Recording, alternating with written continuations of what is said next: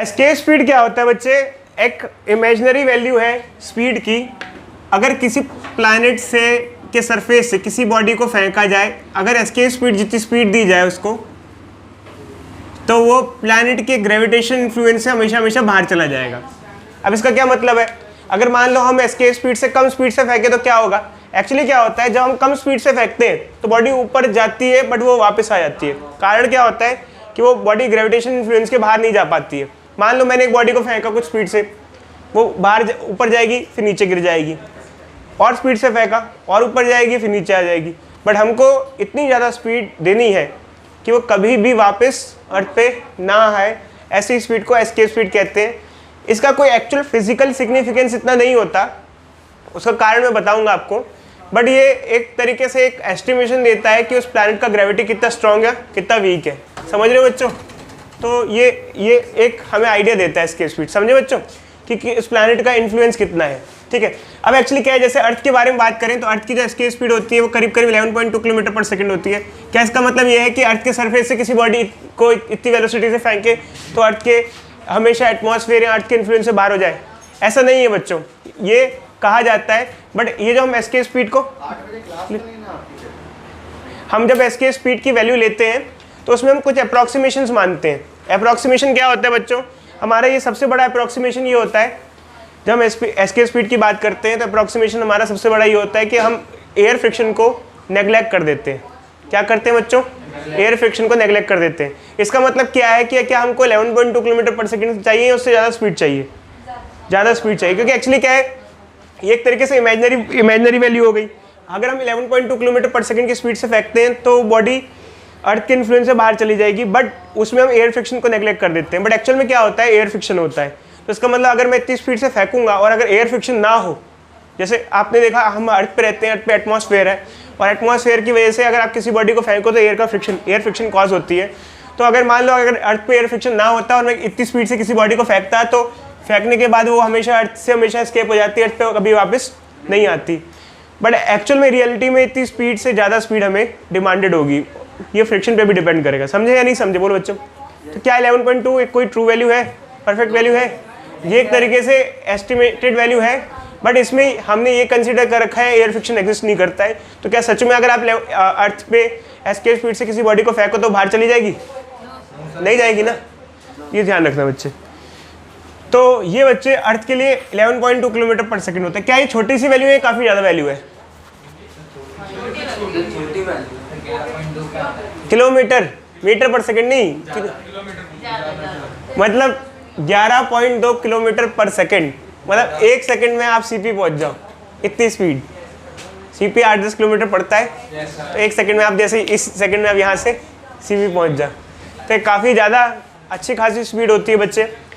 अर्थ के अलावा बाकी प्लैनेट्स की भी कुछ एस्केप स्पीड होती है, प्लैनेट की ग्रेविटी पे डिपेंड करता है। जैसे जैसे प्लैनेट की ग्रेविटी होगी वैसे वैसे एस्केप स्पीड होगी। इधर देखो बच्ची, प्लैनेट पे मत जाओ दूसरे, अर्थ के अलावा। इधर देखो, हाँ ये देखो। तो एक्चुअली क्या है, ये वैल्यू आई कैसे है? देखो भाई, इसका एक्सप्रेशन और डेरिवेशन होता है जो कि हम पढ़ते थे, बट अब कोई एक्सप्रेशन डेरिवेशन तो है नहीं हमारे पास, तो हम सीधे सीधे बता देते हैं बच्चे। किसी प्लैनेट पे एस्केप स्पीड की जो वैल्यू होती है वो ये होती है √2 GM/r या √2 GR। किसी प्लैनेट के लिए एस्केप स्पीड की वैल्यू क्या ये होती है। अब यहाँ पर क्या क्या वैल्यू क्या क्या होती है? r तो देखो बच्चे रेडियस ऑफ प्लैनेट होगा,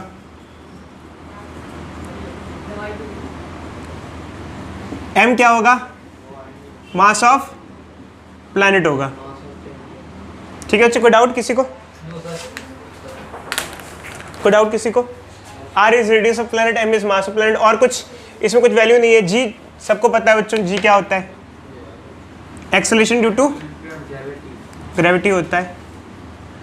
क्या इसका कोई और फॉर्मूला भी आ सकता है बच्चों? एक इसका और फॉर्मूला भी आ सकता है। थोड़ा सा बच्चे हम डेरिवेशन की तरफ भी देख ही लेते हैं। एक्चुअली क्या है, डेरिवेशन में सबसे पहली बार हमारा ये फॉर्मूला आता है, उसके बाद ये फॉर्मूला हम यहाँ से यहाँ लाते हैं। हाँ अच्छी, आ जाओ, बैठ जाओ बैठ जाओ। तो सबसे पहले हमारे ये फॉर्मूला आता है, फिर उसके बाद ये फॉर्मूला आता है। ये फॉर्मूला कैसे आता है? देखो बच्चे, एक्सेलरेशन ड्यू टू ग्रेविटी होता है GM/r²। तो GM की जगह हम लोग GR² पुट कर देते हैं यहाँ पर। gm की वैल्यू gr² पुट कर देते हैं, फॉर्मूला आ जाता है। अब कई बार ये बच्चे कहते हैं सर ये थोड़ा सा बता ही दो सर, ये एस्केप स्पीड का फॉर्मूला कैसे आया, क्योंकि एक्चुअली अब तो डेरिवेशन तो है नहीं। थोड़ा सा बच्चे मैं आपको आइडिया दे देता हूँ, थोड़ी सी डेरिवेशन भी बता ही देता हूँ, क्योंकि चक्कर क्या है कि कहीं कहीं जगह डेरिवेशन मस्ट है, इंपॉर्टेंट भी होती है।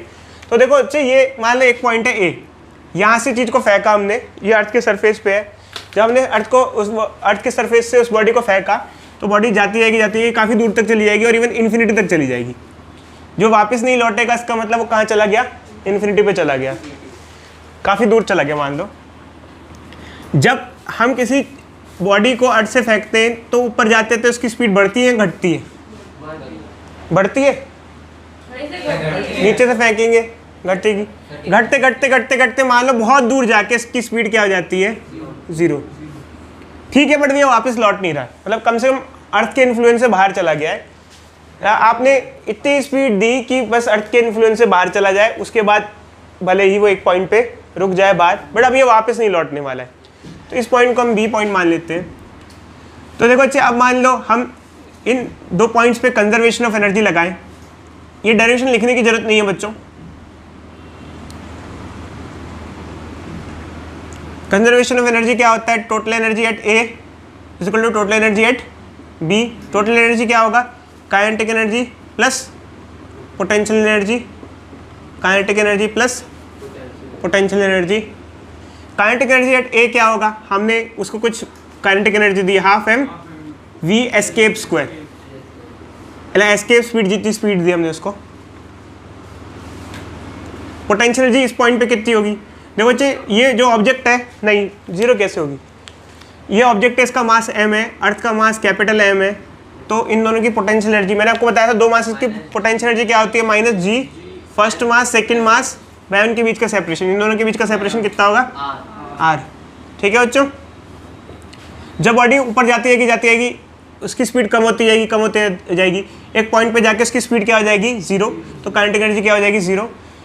अब इस पॉइंट पे पोटेंशियल एनर्जी क्या होगी जब वो बहुत दूर चली जाएगी, देखो जब पोटेंशियल एनर्जी क्या होती है, -g first mass second mass by separation. कोई बच्चा बताएगा ये जो बहुत दूर चली गई बॉडी, तो यहाँ पोटेंशियल एनर्जी कितनी होगी, अगर बॉडी बहुत दूर चली जाएगी मतलब इन्फिनिटी पे चली जाएगी, काफ़ी दूर मतलब इन्फिनिटी पे चली जाएगी, तो ये इनफाइनाइट हो जाएगा। किसी चीज़ को इनफाइनाइट से डिवाइड करो तो उसकी वैल्यू क्या आ जाती है, 0, तो दूर जाके पोटेंशियल एनर्जी क्या हो जाएगी, 0। अब बच्चे इसको इधर ले आएंगे, इसको हम इधर ले आएंगे, half mv square is equal to gmm by r, m से m कट गया, 2 को पहले आओ, ये आ जाएगा, जो कि अब डेरिवेशन नहीं है, पहले इंपॉर्टेंट डेरिवेशन हुआ करता था करिकुलम में, तो अब नहीं है। बस ये है कि हमें एक चीज़ है कि कम से कम आपको रटना पड़े तो समझ के रटो, मतलब समझ के, क्योंकि अब देखो फॉर्मूला तो आपको रटना पड़ेगा, याद करना पड़ेगा आपको, बट ये है कि एक अंडरस्टैंडिंग रहती है कि भाई हाँ कुछ कंजर्वेशन वगैरह से निकाल के किया हमने, तो थोड़ा सा रहता है हाँ भाई हमने प्रॉपर तरीके से इसको सीखा भी है। समझ में आया बच्चों, कंजर्वेशन ऑफ एनर्जी के तरीके से हम इसको निकालते हैं, क्योंकि अब डेरिवेशन तो नहीं आ रही, अगर MCQ पेपर है तो ऐसे हम कर सकते हैं। बाकी किसी को डेरिवेशन वगैरह देखनी है तो हम अपलोड कर देंगे, अब अपलोड कर रखी है हमने बेसिकली डेरिवेशन, आप लोग देख सकते हो। क्या इसका और कोई फॉर्मूला भी हो सकता है, देखो अच्छा इसका एक फॉर्मूला और भी हो सकता है, मास ऑफ अर्थ क्या होगा, देखो अच्छा डेंसिटी होता है मास बाय वॉल्यूम, मास क्या हो जाएगा, डेंसिटी इंटू वॉल्यूम, तो ये वैल्यू पुट करोगे आप 2g, डेंसिटी वॉल्यूम क्या हो जाएगा 4/3 πr³ बाय r, ये कट जाएगा, ये r² आ जाएगा, ये r बाहर आ जाएगा, क्या आ जाएगा बच्चे बताओ, 8/3 नहीं ये आ जाएगा। तो ये हमारे पास कुछ फॉर्मूलेज आ जाते हैं, जैसे ये 3 फॉर्मूले हो गए बच्चे, बताओ कौन कौन से, बताओ 2 ये और ये 3 फॉर्मूले हो गए हमारे पास। ठीक है, तो हम ये यूज़ करेंगे, कुछ न्यूमेरिकल्स आपको देंगे, तो चलो स्टार्ट करते हैं, जल्दी से लिखो, आगे बढ़ते हैं। क्वेश्चन दिया हुआ है, इसमें दिया हुआ है एक प्लैनेट X है जिसका मास अर्थ के 2 टाइम्स है और जिसका रेडियस अर्थ के 4 टाइम्स है, उस प्लैनेट पे एस्केप स्पीड क्या होगा। देखो अच्छा एक्चुअली क्या है कि हमारे पास 3 फॉर्मूलेज, अगर आप देखो तो 3 फॉर्मूले मेनली हैं जो हम यूज़ करते हैं, ये 3 फॉर्मूले, ये और ये, तो इन तीनों के बेसिस पे ही हमको एस्केप स्पीड पे मोस्टली क्वेश्चन मिल सकता है। तो हम कौन सा फॉर्मूला कब लगाएंगे ये कैसे पता चलता है, अगर हमें मास और रेडियस दिया हो तो ये वाला फॉर्मूला यूज़ करेंगे, अगर एक्सेलरेशन ड्यू टू ग्रेविटी और रेडियस दिया हो तो ये फॉर्मूला यूज़ करेंगे, अगर डेंसिटी और रेडियस दिया हो तो ये वाला फॉर्मूला यूज़ करेंगे, एज पर जो हमें गिवन हो। तो ये चीज़ ध्यान रखना जरूरी है आप लोगों को। इधर देखो बच्चे, अनिरुद्ध, तो एक्चुअली क्या है बच्चे, यहाँ पर क्वेश्चन में दिया है कि एक प्लैनेट एक्स है, प्लैनेट एक्स है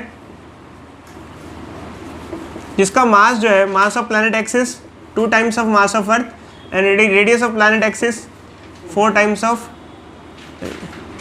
radius of earth.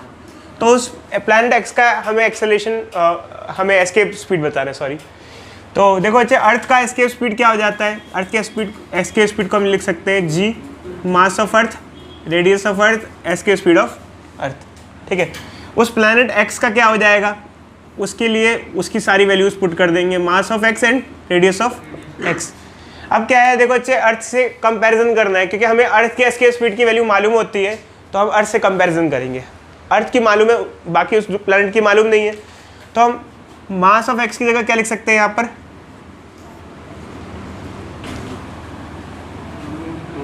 2 into mass of अर्थ, और इसको क्या लिख सकते हैं, रेडियस ऑफ एक्स।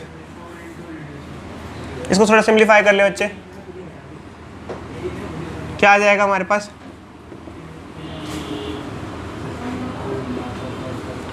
ठीक है। इधर देखो बच्चे बोर्ड पे, अब हम इसको डिवाइड कर दें अगर पूरे को, जी से जी कैंसिल, एम ई से M E cancel, R E से आर ई कैंसिल, इसको डिवाइड करें बच्चे, इसको क्या आएगा बच्चे बताना, V E by V X क्या आ जाएगा, √2/1 आ जाएगा। वी ई क्या है बच्चे बताना, 11.2, वी एक्स √2/1। तो इसको ऊपर ले आए, इसको नीचे ले आए, वी एक्स क्या आ जाएगा बच्चे बोलो, 11.2/√2 km/s। किसी को कोई डाउट बच्चे, ये वैल्यू आ जाएगी हमारे पास। तो देखो बच्चे, कुछ खास नहीं है इनमें, बहुत बेसिक से क्वेश्चंस होते हैं, हमें डायरेक्ट वैल्यूज पुट करनी होती है और सिंप्लीफाई करना होता है, ठीक है बच्चों। इसके स्पीड में जैसे हम न्यूमेरिकल्स की बात करते हैं, तो न्यूमेरिकल्स के अलावा कुछ कॉन्सेप्चुअल चीज़ें भी आ सकती हैं, जैसे कि पहली चीज़ है, जो एस्केप स्पीड होती है वो डायरेक्शन ऑफ प्रोजेक्शन पे डिपेंडेंट नहीं होती है। जैसे मान लो मेरे को अर्थ से किसी चीज़ को एस्केप कराना है थियोरेटिकली, तो अगर मैं उसको सीधा फेंकूँ या तिरछा फेंकूँ, सेम वेलोसिटी चाहिए होगी। बस ये तिरछा फेंकना ऐसा नहीं हो कि दीवार से टकरा जाए, किसी बिल्डिंग से टकरा जाए, बिल्डिंग से टकरा जाएगा थोड़ी एस्केप हो पाएगा। बट ये ध्यान रखना बच्चे, एस्केप स्पीड में आप एक चीज़ ध्यान रखना, जब हम डेरिवेशन वगैरह करते हैं तो हम एयर फ्रिक्शन को नेग्लेक्ट कर रहे हैं। तो ये सच में मत मान के चलना कि इतना कोई वैल्यू होती होगी, इतनी वैल्यू से ज़्यादा डिमांड होगी एक्चुअल में अगर चाहोगे, और शायद इतनी वैल्यू भी दोगे तो नहीं चल पाएगी, क्योंकि एयर फ्रिक्शन क्या करता है, वो बहुत बुरी तरीके से बॉडी को रोकने की कोशिश करता है। तो एक्चुअली क्या होता है कि हम ना रॉकेट में ये कॉन्सेप्ट नहीं लगाते। एस्केप स्पीड तो 1 टाइम वेलोसिटी हुआ ना, 1 टाइम हुआ, 1 टाइम में आपने दे दिया, जबकि रॉकेट क्या होता है, कंटिन्यूसली एनर्जी देता रहता है। तो ये ध्यान रखना, एस्केप स्पीड तो जैसे मान लो इसकी किसी से लड़ाई हो गई, अब इसने कहा कि पटक के इसको फेंकता ही हूँ एक बार में ही, जैसे महाभारत में होता था कि एक बार फेंका तो जाता जा रहा है, उड़ता ही जा रहा है, ठीक है। तो वो सिचुएशन ऐसा नहीं होता है बच्चे, जो हम रॉकेट वगैरह यूज़ करते हैं उसमें कंटिन्यूसली प्रपल्शन होता रहता है, और सच में इतनी स्पीड से फेंकोगे तो एयर फ्रिक्शन बहुत ज़्यादा हो जाएगा। पता है ना, जो ज़्यादा स्पीड से चलता है एयर उस पर ज़्यादा रेजिस्टेंस देती है। हम जब हाई स्पीड से जा रहे होते हैं तो एयर हम पे ज़्यादा हमें रोकने की कोशिश करती है। तो ये चीज़ बहुत इंपॉर्टेंट है। इसके अलावा बच्चे एक दो चीज़ें भी हैं, जैसे शायद नोट्स में हमने दिया होगा, इंटरस्टेलर स्पीड लिख लो बच्चे, नहीं दिया हुआ तो नोट्स के पीछे लिख लो, इंटरस्टेलर स्पीड आखिरी में लिख लेना। इंटरस्टेलर मूवी है बच्चे, इंटरस्टेलर एक, कोई बच्चा बताएगा इंटरस्टेलर का मतलब क्या होता है, what is meaning of Interstellar? Movie में क्या था बच्चे, एक्चुअली क्या होता है इंटरस्टेलर स्पीड का मतलब क्या होता है, जैसे मान लो आपने क्या किया, एस्केप स्पीड जितनी स्पीड से फेंका जस्ट, तो वो जाके एक पॉइंट पे रुक जाएगा, स्टॉप हो जाएगा यहाँ बहुत ऊपर। बट अगर आपने एस्केप स्पीड से ज़्यादा स्पीड से फेंका, मैं फिर से रिपीट कर रहा हूँ, जितना एस्केप स्पीड थी मिनिमम दिया उतनी वैल्यू, तो वो जाके रुक जाएगा। बट एस्केप स्पीड से ज़्यादा स्पीड से फेंका तो फिर वो चलता जाएगा, रुकेगा नहीं, इन्फिनिटी तक चलता जाएगा। तो फिर वो जिस स्पीड से चलता जाएगा, क्योंकि देखो बच्चे पहले स्पीड घटती है, यहाँ तक एक लिमिट तक स्पीड डिक्रीज होगी, उसके बाद स्पीड कांस्टेंट हो जाएगी। कोई बच्चा बताएगा ऐसा क्यों होता है कि एक लिमिट तक स्पीड घटेगी फिर स्पीड कांस्टेंट क्यों हो जाएगी? क्योंकि वो जब अर्थ के इन्फ्लुएंस से बाहर बिल्कुल निकल जाएगा तो अर्थ उसको रोक नहीं रही है, अब तो वो उसी स्पीड से चलता जाएगा, फ्रीली चलता जाएगा। तो उस कांस्टेंट स्पीड को हम इंटरस्टेलर स्पीड कहते हैं। उसका फॉर्मूला जो होता है बच्चे,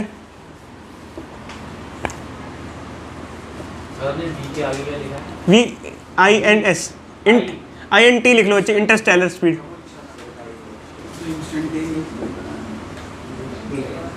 एक्चुअली इसलिए नहीं दिया है मैंने क्योंकि बैक एक्सरसाइज में एक इंटरस्टेलर का क्वेश्चन दिया हुआ है एनसीईआरटी में। तो इंटरस्टेलर स्पीड है बच्चे, जिस कांस्टेंट स्पीड से बॉडी चलती रहती है फ्री स्पेस में, अगर आप इसको स्पीड से ज़्यादा स्पीड प्रोवाइड करते हो। v जो है हमने जो स्पीड प्रोवाइड की है,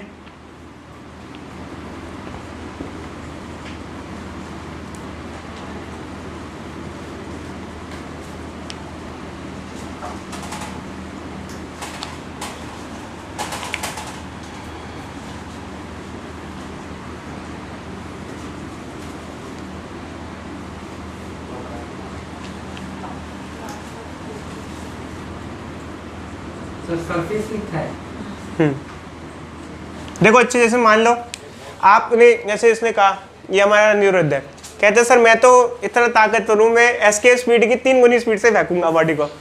तो इसने क्या किया, इसने देखो अच्छे एस्केप स्पीड जिससे 3 गुनी स्पीड दे दी। कितनी स्पीड प्रोवाइड कर दी, एस्केप से 3 गुनी। अब वो बॉडी रुक के मतलब स्टॉप तो होगी नहीं, कितनी स्पीड से चलती रहेगी स्पेस में वो। देखो इसका स्क्वायर करेंगे तो क्या हो जाएगा, 3 का स्क्वायर।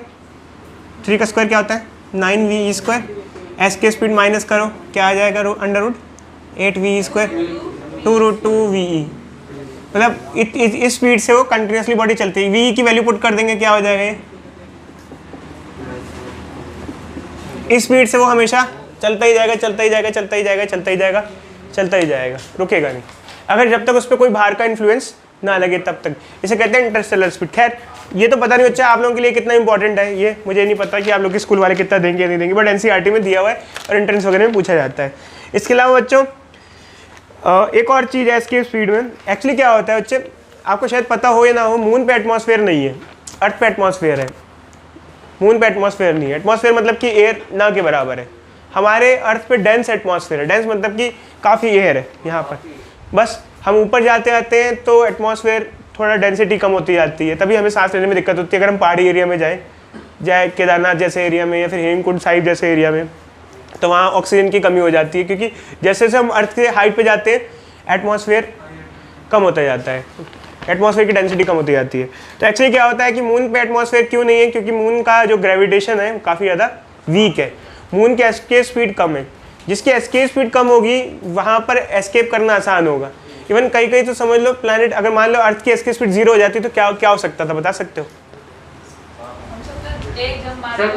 मान लो ये बच्ची है, इसको कहना है मेरे को आज़ाद होना है, मेरे को दुनिया छोड़ के जाना है, मतलब अर्थ छोड़ के जाना है, अर्थ छोड़ के जाना है। तो ये भागते भागते जाती है, जंप मारती है और जंप मार के अर्थ से हमेशा हमेशा के लिए बाहर चलती, क्योंकि कुछ रोकने वाला ही नहीं है उसको।